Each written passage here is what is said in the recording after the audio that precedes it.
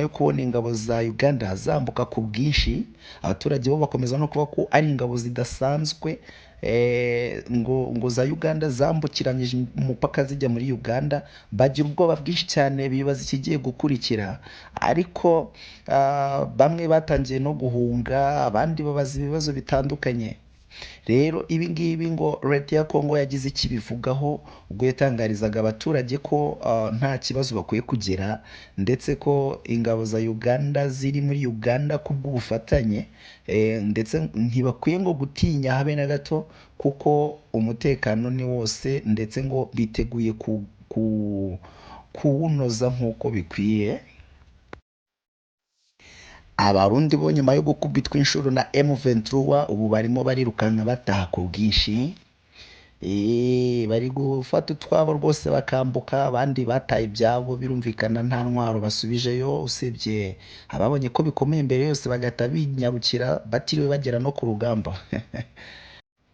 M23 ikomeje kwakirwa neza cyane mu mujyi wa Bukavu, Goma ndetse n'utundi duce twose yagiye yigarurira.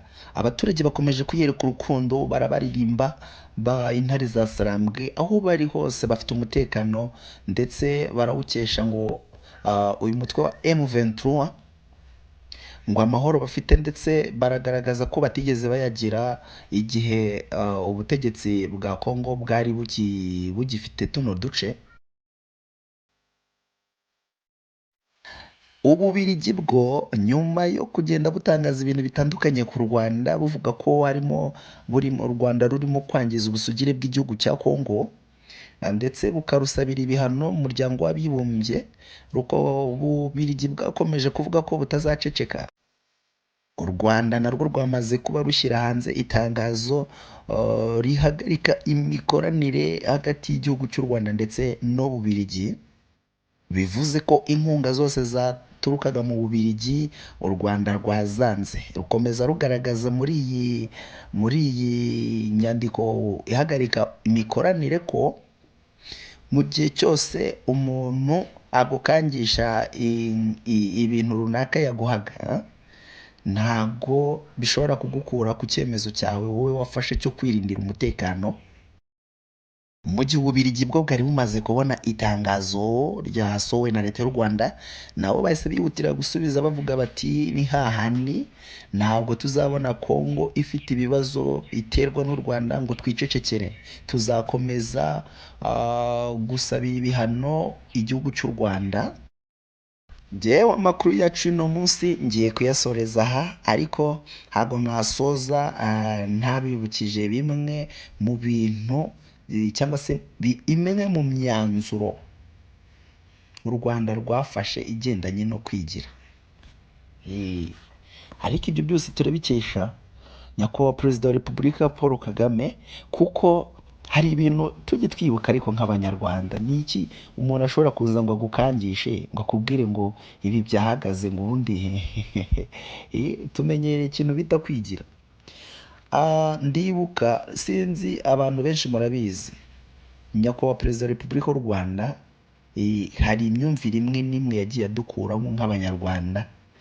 Murabizi ko mbere tutigeraga twambara inkweto. Abanyarwanda bo hambere nta nkweto bambaraga.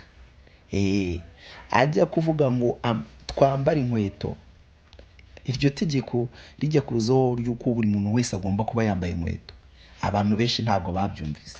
Baravugaga bati ni gute, barabona njyewe amafaranga nayakura he, ubuze inkweto zava hehe, inkweto zo kwambara muri aya mabuye zamara kangahe? Ariko byaje kuza ko itegeko rigomba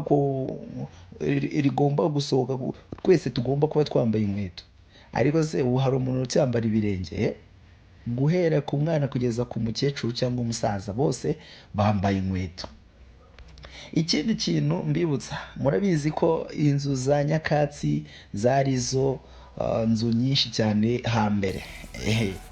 Baravuze bati bye bye nyakatsi, ariko umuturage iyo yabaga yibereye mu nzu y'ibyatsi yaravugaga ati ariko ibyo ni ibiki? Ubwo se barabona byakunda? Maze amakuru agasohoka ngo bazazisenye, umuturage akavuga ati ariko hazagere se unsenyera inzu. Uko byagenze murakuzi. Icyo nshaka kuvuga, ubu nta nzu ya nyakatsi wabona mu gihugu cy'u Rwanda, kandi twasanze ibintu ari byiza cyane kurushaho. Inzu zose ni amabati by the way. Hari n'izindi gahunda nyinshi zagiye ziza abaturage tutabyumva, ariko bikarangira tubona ko gahunda ari nziza. Rero turashimira umuyobozi kubera ko adutekerereza. Byose tugeraho niwe tubikesha. By the way, tujye tumenya kuvugisha ukuri. Reka nsoreza rero, ndagushimiye cyane wabanye nanjye muri iki kiganiro. Channel yo ni Rwanda Blessed TV, ngewe nkaba Kamana Alfred the Teacher. Wowe kora subscribe, like, share, maze dukomeze kubana mu biganiro byacu biri imbere. Ciao.